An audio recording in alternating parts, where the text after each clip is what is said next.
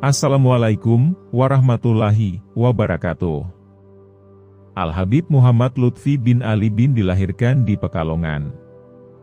Tepatnya pada tanggal 10 November 1946 atau pada tanggal 27 Rajab tahun 1367 Hijriah. Pada usia 12 tahun, beliau ikut pamannya Habib Muhammad di Indramayu, Jabar. Sejak itu ia keluar masuk pesantren. Tak lama nyantri di Pondok Rep Cirebon. Habib Lutfi mendapatkan beasiswa belajar ke Hadramaut. Saat Habib Lutfi melaksanakan ibadah haji dan hendak kembali ke tanah air, tiba-tiba hatinya merasa tidak tenang gelisah. Tidak tahu apa sebabnya. Padahal posisi Habib Lutfi saat itu sudah mau pulang dan telah memperoleh jatah kursi pesawat yang khusus untuk kembali lebih awal ke tanah air. Tetapi karena kegundahan hati Habib Lutfi tidak kunjung berhenti.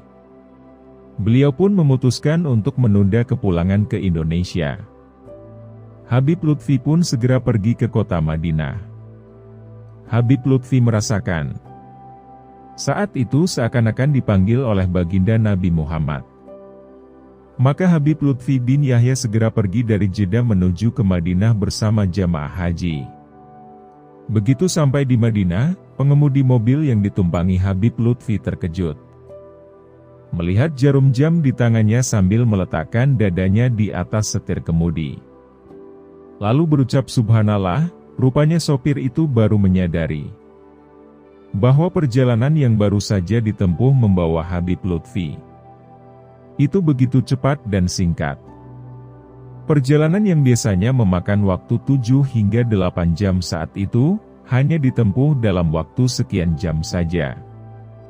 Padahal dia telah mengendarainya sesuai dengan perintah dari Habib Lutfi bin Yahya, agar tidak lebih dari kecepatan 80 hingga 90-an meter per jam.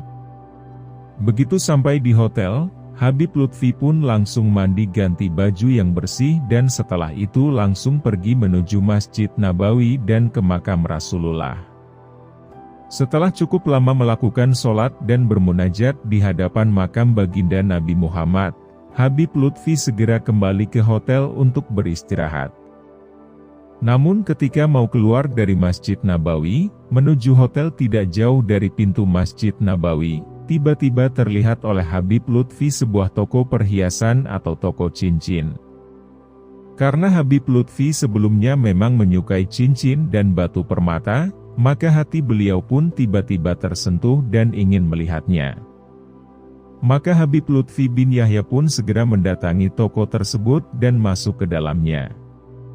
Begitu masuk ke toko itu, pemilik toko melihat Habib Lutfi langsung datang menghampiri beliau. Lalu menyuruh keluar seluruh pembeli yang berada di dalam toko tersebut. Seraya mengatakan, aku akan melayani tamu istimewaku ini, tolong Anda sekalian keluar. Maka keluarlah semua orang yang ada di dalam toko tersebut. Dan hanya tinggal Maulana Habib Lutfi bin Yahya saja di dalam toko, bersama penjual batu permata tersebut.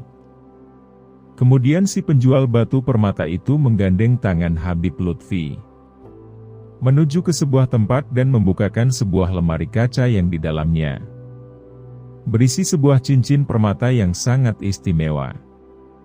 Begitu diambil dan dilihat memang betul itu adalah cincin permata yang sangat istimewa dan si penjual batu permata itu pun berkata kepada Habib Lutfi, "Aku berikan cincin permata ini untukmu sebagai hadiah," ucap sang pemilik toko. Mendengar itu Habib Lutfi pun terkejut dan beliau berkata, "Jangan, tidak usah, ini aku beli saja, berapa harganya?" ucap Habib Lutfi. Tapi si penjual itu tetap menjawab, "Tidak, karena yang memberi hadiah ini sebenarnya adalah sang pemilik kubah warna hijau di atas." Sambil tangannya menunjuk kubah warna hijau yang berada di atas makam baginda Nabi Muhammad. Di situ sangat terlihat jelas Habib Lutfi pun paham dan tanpa banyak kata. Habib Lutfi pun langsung mengucapkan terima kasih dan segera kembali ke hotel. Keesokan harinya, beberapa jamaah yang ikut rombongan beliau penasaran ingin tahu toko tersebut dan ingin membeli cincin yang sama dengan Habib Lutfi. Maka mereka pun segera pergi ke tempat toko cincin tersebut. Tapi subhanallah, apa yang terjadi, mereka sudah mencarinya ke sana kemari. Tetapi toko tersebut sama sekali tidak ada dan ternyata toko perhiasan yang semalam didatangi oleh Habib Lutfi sekarang telah berubah menjadi toko pakaian keesokan harinya. Habib Lutfi bin Yahya juga menyempatkan untuk singgah ke rumah Abuya Sayyid Muhammad Alwi Al-Maliki dan ditanya, "Mana cincin permata yang kamu peroleh kemarin dari baginda Nabi?" tanya Abuya Sayyid. Rupanya Abuya Sayyid Muhammad Alwi Al-Maliki sudah tahu dan telah dikabari secara langsung oleh Rasulullah sebelumnya.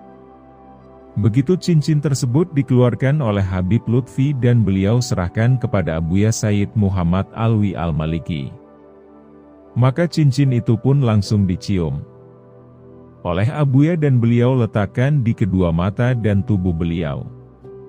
Hingga sekarang, kata Habib Lutfi bin Yahya, cincin permata tersebut masih ada dan masih beliau simpan. Nah, itulah tadi kisah tentang kemuliaan Habib Lutfi bin Yahya yang diberi cincin langsung oleh Rasulullah.